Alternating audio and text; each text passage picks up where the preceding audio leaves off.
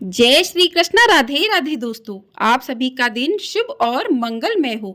आप सभी पर भगवान विष्णु भगवान शिव की कृपा सदैव बनी रहे। आज माघ मास की मौनी अमावस्या है। आप सभी को मौनी अमावस्या की हार्दिक शुभकामनाएं।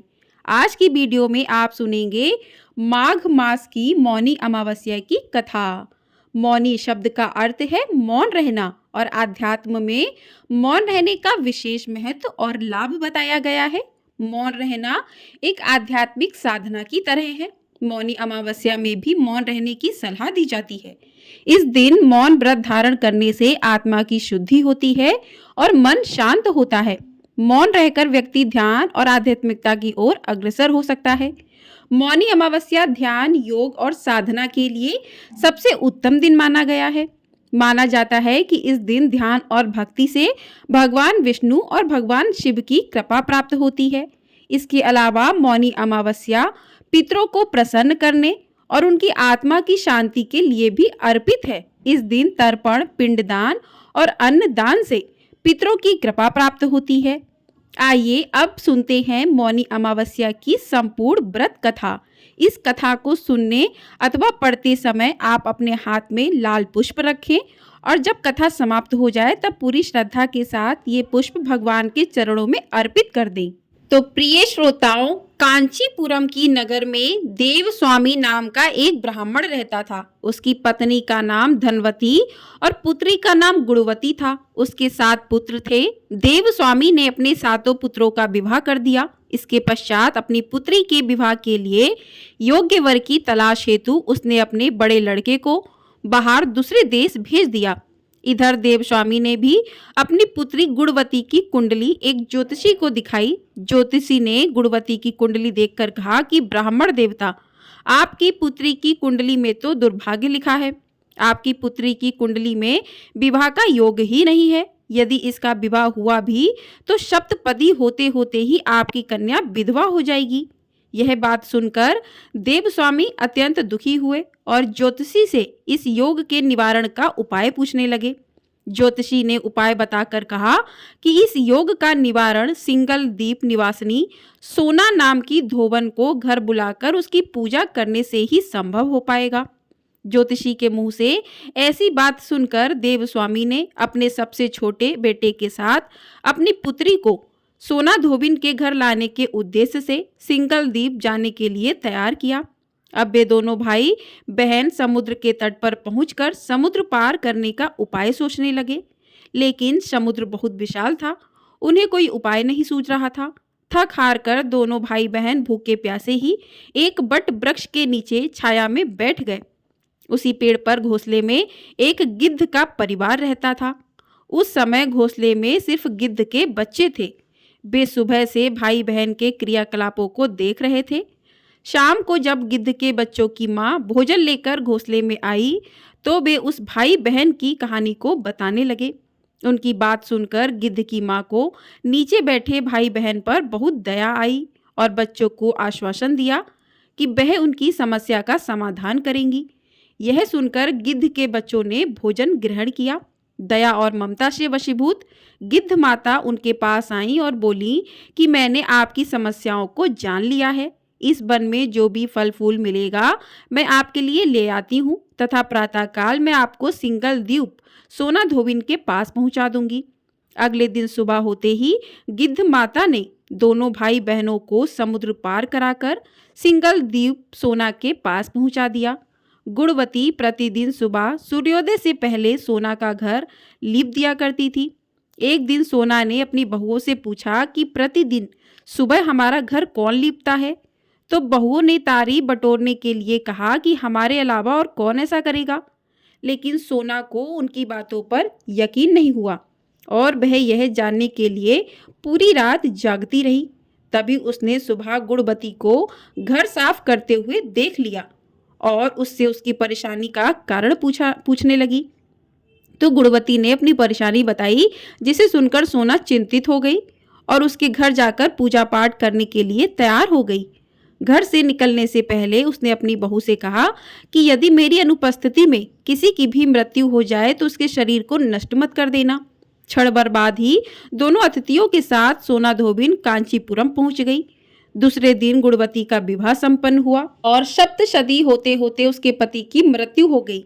जैसे ही गुणवती के भाग्य में लिखा था, तब सोना धोबिन ने अपने संचित पुण्य का फल गुणवती को दान देकर उसके पति को जीवित कर दिया और उन्हें आशीर्वाद देकर वह सिंगल द्वीप के लिए रवाना हो गई। संचित पुण्य के क्षीण होने से सोना के घर उसके पुत्र, दामाद और पति की मृत्यु हो गई। यह जानकर नया पुण्य संचित करने के उद्देश्य से सोना धोबिन रास्ते में एक जगह रुक गई। नदी के किनारे पर स्थित एक पीपल के वृक्ष की छाया में भगवान श्री हरि का और भगवान शिव का पूजन उसने किया और पीपल के वृक्ष की 108 परिक्रमाएं की।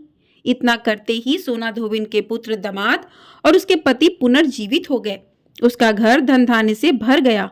इस प्रकार निस्वार्थ भाव से सेवा करने का उत्तम फल सोना धोबन को प्राप्त हो गया। इस प्रकार किसी भी अमावस्या तिथि पर या मौनी अमावस्या के दिन किसी पवित्र नदी में स्नान करके विधिवत भगवान विष्णु जी की पूजा अर्चना करने और पीपल के पेड़ की परिक्रमा करने से मनोवांछित फल की प्राप्ति होती है तथा परिवार के सदस्यों पर भगवान विष्णु जी का आशीर्वाद सदैव बना रहता है।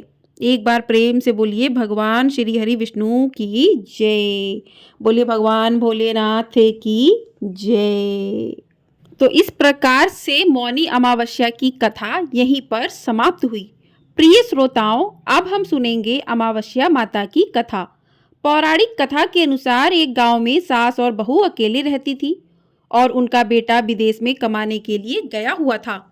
सास और बहू बड़े प्रेम से रहती थी। दोनों एक दूसरे की देखभाल भी करती थी। एक दिन बहू ने खाना नहीं बनाया। तब सास बहू से पूछने लगी कि बेटा, आज तुमने खाना क्यों नहीं बनाया? तब बहू कहने लगी कि सासू माँ, आज मेरा अमावस्या माता का व्रत है, इसलिए मैंने खाना नहीं खाया। तब सास ने कहा कि बहू, यह व्रत क्या होता है और इस व्रत को करने से क्या फल मिलता है, यह मुझे भी समझाओ। तब बहू कहने लगी कि सासू माँ, अमावस्या माता का व्रत करने से बहुत पुण्य मिलता है। घर में अन्न धन का भंडार भरा रहता है, सुख शांति बनी रहती है और अटल सुहाग मिलता है, पुत्र की प्राप्ति होती है।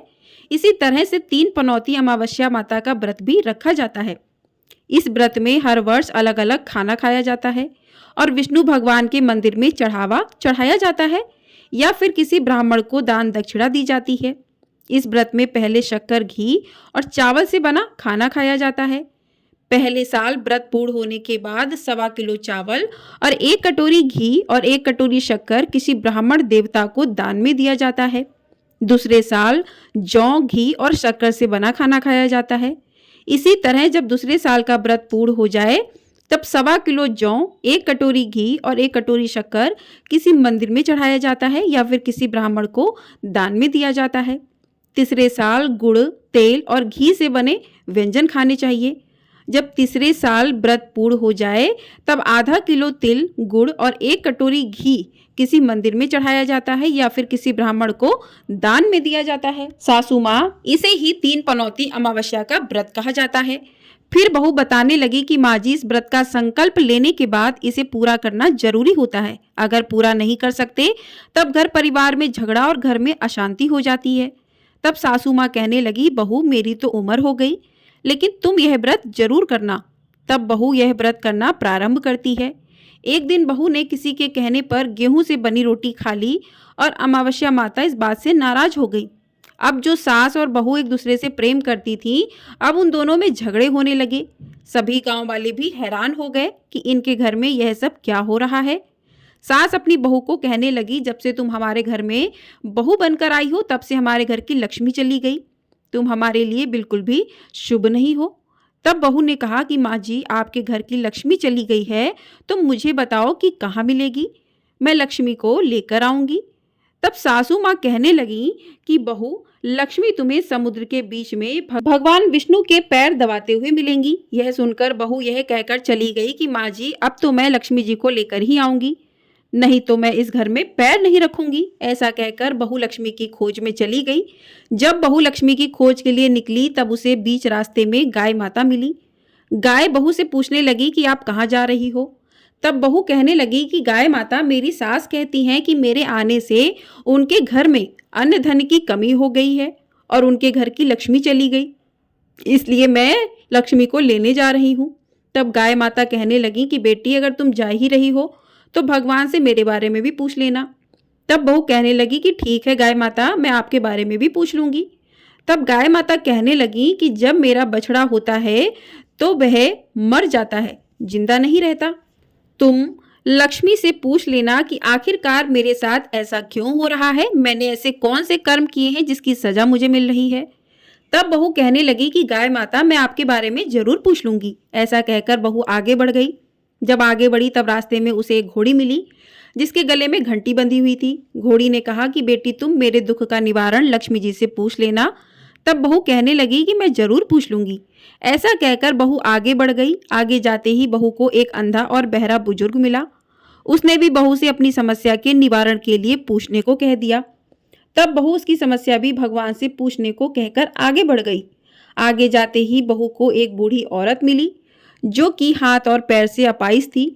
उसने भी बहू से कहा कि बेटी जब तुम भगवान से मिलो तो उनसे पूछना कि आखिरकार मैं अपाहिज क्यों हुई, मैंने ऐसे कौन से कर्म किए थे। तब बहू उसकी समस्या पूछने के लिए भी तैयार हो गई और फिर आगे बढ़ गई।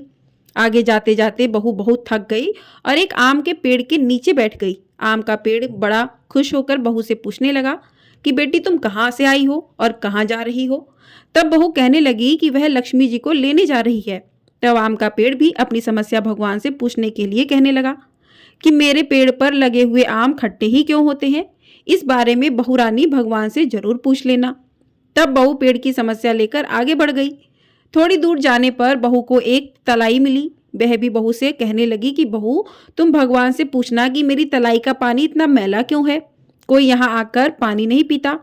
तब बहू कहने लगी कि मैं जरूर पूछ लूंगी। ऐसा कहकर बहू आगे बढ़ गई। बहुत दिनों से जंगल में चलते चलते बहू थक गई। उसे भूख भी लगी थी लेकिन खाने को कुछ नहीं मिला, तो वह भूख और प्यास से बेचैन हो गई और जंगल में बेहोश हो गई। उसी समय भगवान श्री हरि और माता लक्ष्मी जी घूमते हुए उधर से जा रहे थे। तब माता लक्ष्मी जी विष्णु भगवान से कहने लगी, हे नाथ, ये तो आपकी बहुत बड़ी भक्त है, आप इसके दुख निवारण कीजिए। तब भगवान श्री हरि कहते हैं कि इस संसार में तो बहुत से जीव दुखी हैं, सभी अपने अपने कर्मों का फल भोग रहे हैं, मैं किस किस के दुख का निवारण करूं। तब माता लक्ष्मी जी भगवान श्री हरि से विनती करने लगी और कहने लगी कि वह भूखी और प्यासी है, अगर इसे जंगल में छोड़ दिया जाए तो जंगली जानवर उसे खा जाएंगे। माता लक्ष्मी जी की बात को सुनकर भगवान श्री हरि एक साधु का वेश धारण करके बहू के पास गए और उसे होश में लेकर आए। बहू के होश में आते ही साधु वेश में भगवान उससे पूछने लगे कि वह यहाँ क्यों आई है और कहाँ जा रही है। तब बहू ने सारी बात बता दी। उसकी बात को सुनकर भगवान श्री हरि और माता लक्ष्मी जी प्रकट हो गए। उनके साथ साथ अमावस्या माता भी प्रकट हो गई। बहू यह सब देखकर उनके चरणों में गिरकर उन्हें प्रणाम करने लगी। तब अमावस्या माता बहू से कहने लगी कि बेटी तूने मेरे व्रत को खंडित किया है, इसी की सजा तुझे मिली है, लेकिन अब मैं तुझे क्षमा करती हूँ।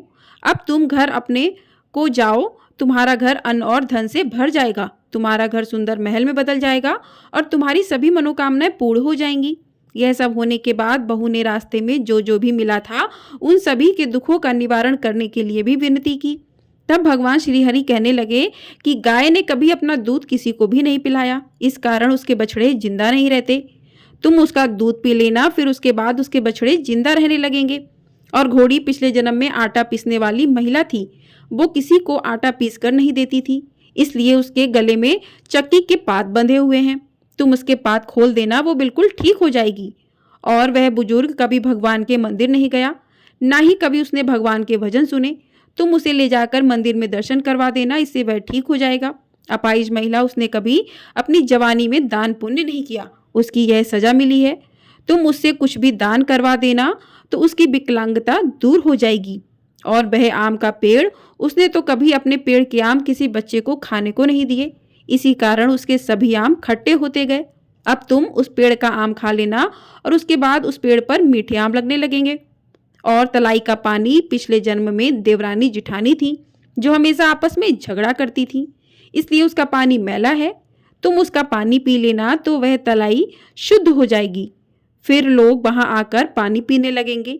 इस प्रकार बहू ने भगवान श्री हरि, माता लक्ष्मी जी और अमावस्या माता को प्रणाम किया और उन्हें धन्यवाद दिया और अपने घर जाने के लिए तैयार हो गई।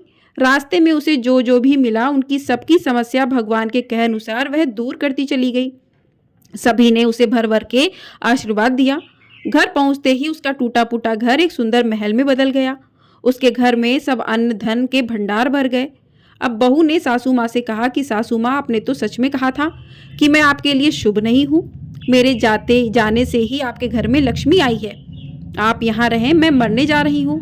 तब सास ने कहा, बेटी, यह सब तुम्हारी अमावस्या माता के व्रत करने का फल ही है जो हमें मिला है। तुम यहीं पर रहो, अब तुम यहाँ से कहीं नहीं जाओगी। इस प्रकार सास और बहू खुशी खुशी रहने लगी। फिर एक दिन सास का बेटा भी विदेश से वापस लौट आया। फिर क्या था, घर में जब उसने खूब धन दौलत और धन के भंडार देखे, तब उसकी माँ ने सारी बातें अपने बेटे को बता दी। इस प्रकार वे लोग खुशी खुशी रहने लगे और तीनों मिलकर अमावस्या माता के व्रत को रखने लगे। प्रेम से बोलिए अमावस्या माता की जय। इस कथा को सुनने वाले की अमावस्या माता रक्षा करें। इस कथा को कहने, सुनने और हुंकार भरने वाले सभी भक्तों के घर में धन धान्य के भंडार भरना, सभी की रक्षा करना। प्रेम से बोलिए अमावस्या माता की जय। प्रेम से बोलिए भगवान विष्णु की जय। प्रेम से बोलिए माता लक्ष्मी की जय। तो इस प्रकार से मौनी अमावस्या अमावस्या माता की कथा यहीं पर समाप्त हुई। मिलते हैं अगली वीडियो में। प्रिय भक्तजनों, आपको ये कथा पसंद आई है तो वीडियो को आप लोग लाइक ज़रूर कर दिया कीजिए। आपके लाइक हमारे लिए बहुत अधिक महत्वपूर्ण होते हैं, तो वीडियो को लाइक करना बिल्कुल भी मत भूलिएगा। और चैनल पर नए हैं तो चैनल को सब्सक्राइब भी कर दीजिएगा। आपको हमारे चैनल पर माघ मास महात्म के अध्याय प्रतिदिन सुनाए जा रहे हैं, तो आपने यदि इन अध्यायों को नहीं सुना है तो आप उन अध्यायों को भी जाकर सुन सकते हैं। प्रेम से बोलिए भगवान विष्णु की जय।